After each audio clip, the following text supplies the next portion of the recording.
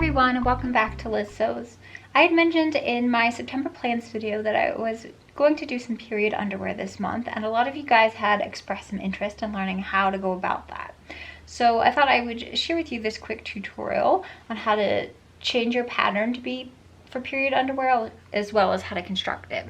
But I just want to preface this by saying that I did not come up with this. There was actually a tutorial posted on my bra making group in Facebook by Andrea Wan, and this was several years ago, showing how to make this. So I really sort of have to thank her for giving me all the information in terms of what fabrics to use and how to go about this. So I'm going to be using the Watson pattern, and this is included with the Watson bra, but really any sort of full coverage underwear will work for this. Just by the nature of what it is we're making, I would recommend using a full coverage underwear just so that you'll have a little bit more protection and more real estate to work with. So all I've done is I've printed out the pattern, and then I've marked in where my seam allowances are on both ends of the gusset piece, as well as where that gusset attaches to the panty. So I'm just going to take this and then overlap my seam lines. Basically, we just want to mimic what it looks like when this is sewn together.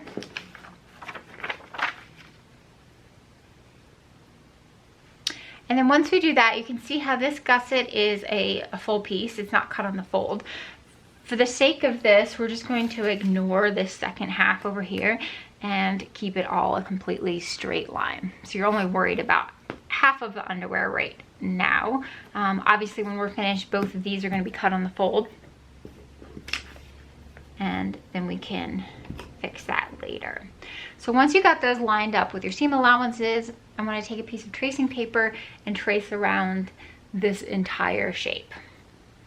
So here we can see that I've copied that over, and I've gone over in just a little bit lighter of a marker and marked where those original gusset seams are.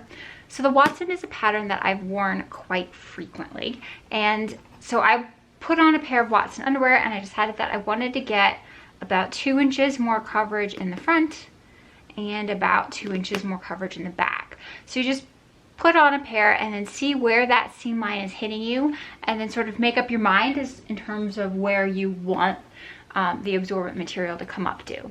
So like for instance, if you wanted to make like a nighttime version, you might extend the back a little bit further. Or if you know that you tend to flow more heavily in the front, then you can add more coverage in the front, or vice versa.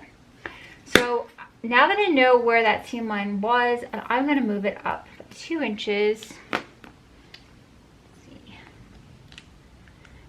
So I get my ruler and I mark 2 inches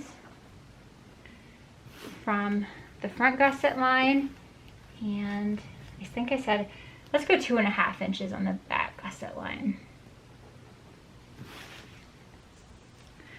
So I want to start out being relatively perpendicular to this center fold line because I want to make sure that I have a nice smooth curve.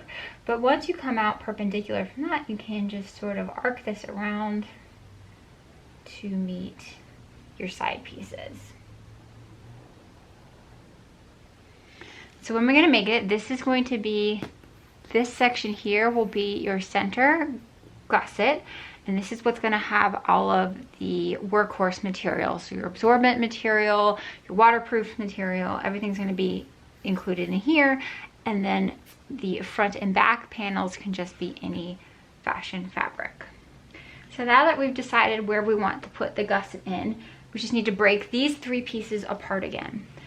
You can, if you want to, just cut these out along these lines, but remember you're going to have to add your 1/4 inch of a seam allowance back in, so you need to add a 1/4 inch on this top piece, a 1/4 inch on each of your gusset pieces, and then a 1/4 inch right here on this piece.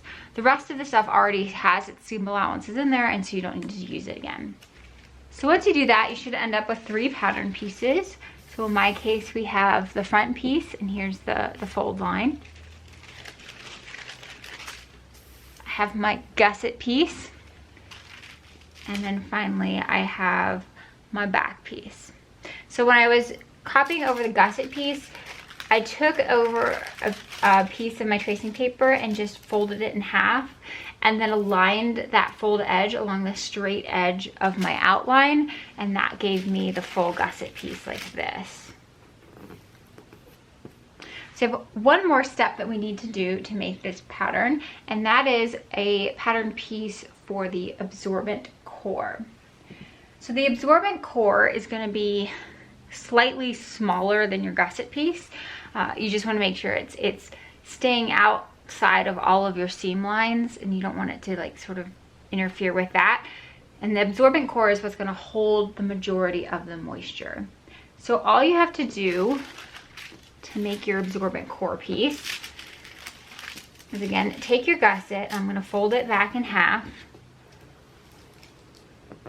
I find it's easier to work in halves like this, especially with curves. That way I know it's mirrored exactly on the other side. So I'm just going to take another piece of tracing paper and fold that in half.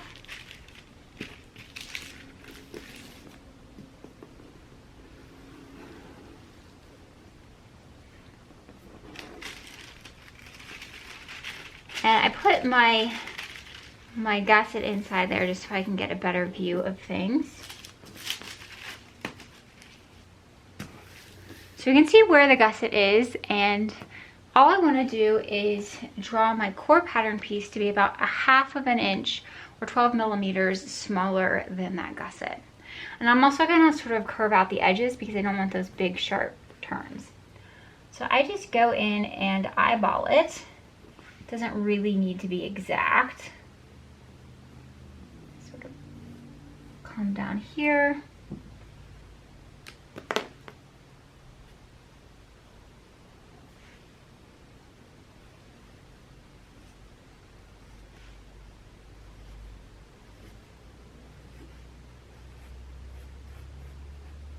I'm just gonna round out that edge here. It looks like we've gotten a little too close. Okay. So you can see how this core piece is just slightly smaller than my gusset. Then all I need to do is cut this out. And we have the core piece. So when you're cutting out materials, you want to cut out a layer of waterproof material in the gusset, a layer of fashion fabric, and a layer of wicking fabric. The wicking fabric is what's going to be against your body. It's going to pull that moisture away from you. So it's going to be wicking fabric on top. Then you'll have your core. In my case, I'm using Zorb, but you could also use something like a bamboo fleece or anything like that. And the core is going to be cut out of this smaller piece. And I'm going to mount that to a waterproof fabric, and that means so that you have a wicking fabric on top that pulls away the moisture, then it gets trapped into this core and it's not going anywhere, and you want waterproof underneath that to make sure you don't have any leaks that come through at the outside. And then the last thing you need to do is cut out a gusset piece like this out of your fashion fabric. So here we have all of the pieces cut out. So I've done 2 pieces of my wicking fabric. For this pair, I'm actually choosing to do the entire thing in wicking fabric, but if you only want to do the wicking fabric on the inside, that's fine, and then you could do 1 in wicking and then the 1 in like your fashion fabric, so if you want to do cotton jersey or something like that. But right now I have 2 in wicking, so it's going to be the inside, like what touches your skin, and then what shows on the outside of the panty. Then I have 1 of my gusset pieces done in a waterproof fabric. So I've used a DWR treated fabric, but you could also use like a PUL, like a polyurethane, something like that. And then I have 1 of my core piece done in Zorb. And then of course I have the front and back of my panties cut out on the fold, so you have a piece like that. So I'm doing a wicking panty, but you could also choose to do these in cotton jersey or something like that. So those are all of the pieces and how they're cut out. So our first step is going to be attaching the core onto your waterproof fabric. Liz from the future here. After having worn these a couple times, I definitely wouldn't recommend mounting your absorbent material such as Zorb onto your waterproof fabric. As I suspected, sewing that onto there definitely interrupts the integrity of the waterproof fabric. So for future versions, I'm just going to do a second layer of waterproofing. That way I know one is completely undisturbed, but you could also probably mount your Zorb onto your wicking fabric as well. So what I've put down right here is just a double-sided wash away tape. So this sort of tape, when it gets put in the washing machine, it will disappear completely or disintegrate, but for now, it's what I'm going to use to keep my core fabric in place while I sew around it. So I just use that tape to keep it secured onto there so it's not really moving around too much. So obviously the tape doesn't secure it everywhere, but it just keeps it in place so it's not like shifting. I'm going to take a zigzag stitch and go all the way around this, and I'll come back to you. So here's what it looks like once it is attached. You can see I've just gone around here completely. Actually, looking from this, it looks like I might have cut my core a little bit wide here, so I might need to go back and trim down my pattern a bit. And that is what it should look like from the other side. So now we're going to start constructing the panty itself. So first I want to get one of my gusset pieces, and this is going to be the one that's going to show on the outside of the panty. And I want to put it with the right side facing up. I'm going to be working on the front right now. The next piece that's going to go down is the front panty piece, and I want the right side touching the right side of that bottom piece. Now these curves are in opposition. You have one curve, you know, going this way, and then one curve that's scooping down. So I'm going to just stack these in order first of all my different fabric pieces, and then what I'm going to do is going to find my centers and pin those all together, and then my edges and pin those together, and then that curve sort of works itself out. So right now we have gusset right side up, then we have front panty right sides together. Then I'm going to want to take my gusset piece that's made out of a wicking fabric, and I'm going to put that right side of the wicking fabric touching the wrong side of the panty. That way you have the right side facing up when you're looking inside. And then lastly, we're going to take our piece that has the Zorb attached to the waterproof lining, and that's going to go with the Zorb touching the gusset piece underneath it. So you should have 4 pieces here. You have your core structure waterproof build. You're going to have a gusset piece, then you're going to have the front panty piece and the exterior gusset. So let me go put this all together off camera. So here we have it all clipped into place. Now go slowly on this. I'll just start with 2 layers, and then I'll add the 3rd and then the 4th layer onto it. There's no reason to try to clip it all at once. I find that makes it just a little bit easier to get things organized. So that's going to be the front crotch seam, and we're going to go ahead and do the back one now as well. So what we need to do is just sort of fold out all of our gussets out of the way. And then we also need to take our front piece and fold that out of the way. So I'm just going to roll it sort of burrito style. So again, what we have on the bottom is going to be the exterior gusset piece. And just like we did for the front, we're going to take our back and align it with right sides together. So our back piece is right sides together with our exterior gusset piece. And then we can just fold up from our other side. We should have our interior gusset and our core already in the correct order, and that is going to clip onto the back here. So I'm just going to clip that into place and we'll come back. So once you have everything clipped, it should look like this. So you've got your front and back piece that are sort of sandwiched in between a bunch of different gusset pieces. So I'm going to take this over to my machine, and I'm going to sew along these 2 curved edges with 1/4 of an inch and a straight stitch. So I've gone ahead and sewn that together with a straight stitch. I've also serged my edges along both of those curves here.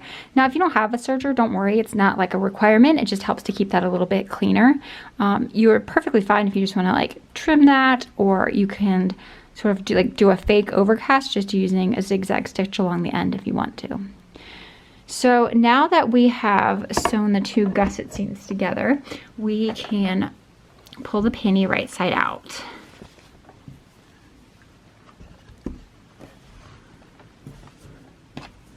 It should look something like that. So you should still have, you know, an exterior gusset piece, your waterproof lining, the zorb that's attached to that, and then your interior gusset piece. So before we go ahead and tackle those side seams, I'm just going to go ahead and do a line of top stitching around both of these curves just to help them lie a little bit flatter. So I'm going to be using a straight stitch at about 1/8 of an inch just along both of those curves. So here we can see I've done just a line of top stitching. That helps keep everything a little bit flat. And now the last step of constructing these panties before we start attaching elastic is to do the side seams. So this one makes it a little bit more difficult for me because you need to keep checking to figure out which is the right side. Of course, you want the zorb to be on the inside of the panty. So what we're going to do is fold these on top of each other with right sides together.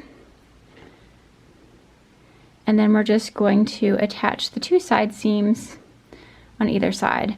And I think actually I'm going to go ahead and attach my side seams with a serger just because it's a little bit cleaner and easier, and then I don't have to do 2 steps.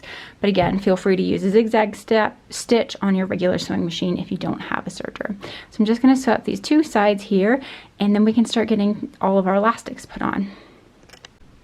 So here's what it looks like once we have those side seams done up. So now we can start attaching our fold over elastic, and I'm going to be using this elastic around both of the leg openings as well as the top opening. And all of them are done in the exact same manner. So let's get over on the machine. So I have the panties sitting with the right side facing out. You can see here's my side seam right here. So I want the right side facing out. And then I've got my fold over elastic sitting underneath of that, and the edge of my panty sitting right against that fold line of the fold over elastic. So elastic tends to have a shiny side and then a matte side. I like to have the matte side is what's facing out when I'm finished, but you can use either one, whatever your preference is. So right now I have the shiny side facing up, and that will give me my flat side when I'm finished. So I'm just going to tack this in place. If you watch my tutorials, you know that normally I will use just a long straight stitch to tack these in place, but I did that yesterday and I was kind of really annoyed with having to unpick all of those basting stitches. So I think what I'm going to do today is just do 2 passes of zigzags, and then I won't have to remove anything when I'm finished. So I've got my machine set to a zigzag stitch, and then I'm going to change it a little bit. I'm going to, right now it has the length of the stitch at 1.5, and that looks pretty good. And then I also moved the width of the stitch to 2, so it normally sits somewhere around 3 millimeters, so now it's going to be 2 millimeters. And I'm going to use that for both passes of my sewing. So the first pass, I sew it like this with the edge of the fabric along the fold of the fold over elastic, and then I'm going to do my second pass with the fold over elastic like this. You can do it all in one go. I just find that I'm not very good at that, so I like to do it in 2 passes. The only other thing you need to keep aware of is on your first pass, you want to make sure you're keeping just a little bit of tension on this elastic here. So you want to pull your elastic slightly, but make sure your fabric is not being pulled, and then that way you won't have something that looks a little like stretched out when you finish. So I'm going to do the first pass and then show you what it looks like. So here's what it looks like after that first pass of elastic has gone on. You can see that because I had the elastic at a slight tension on here, you're seeing some gathers up at the top. That's perfectly okay because once you put it on in the stretches of your body, those gathers are going to go away. But that's a lot preferable to having something that looks stretched out and baggy. I will say that you need to go pretty slow around this gusset area right here because you need to make sure that you're capturing all 3 layers in that first pass of stitching. So you want to make sure you're getting your top and interior gusset as well as your core all caught in there. So now we're going to go back to the sewing machine doing the same exact stitch, but we're going to fold this elastic over along that center fold line and then attach it with a zigzag stitch again. So here I have it over on the machine. Now I'm not changing anything. I'm using the same stitch length and everything that I had before, which is a 2 millimeter width and a 1.5 millimeter length. So I just fold it over and I keep going with my fingers and sewing this with a zigzag stitch. And here we have the finished pair of undies. So you can see from the exterior, you just have that one line of stitching showing. From the interior, you should have two. So normally I use a straight stitch on the first pass and then just pick it out once I'm finished, but that felt really time consuming, especially if I'm gonna go ahead and make a full set of these. So I've just decided to be okay with seeing two lines of stitching on the interior. So all of the absorbency and waterproofness is built into this. So you just wear them like normal underwear, and then when you take them off, I like to rinse them immediately, and then I'll put them in a waterproof bag so that it doesn't dry out completely, and then just throw it in the wash at the end of the week. So I hope you guys have enjoyed this tutorial, and I will see you next time. Take care.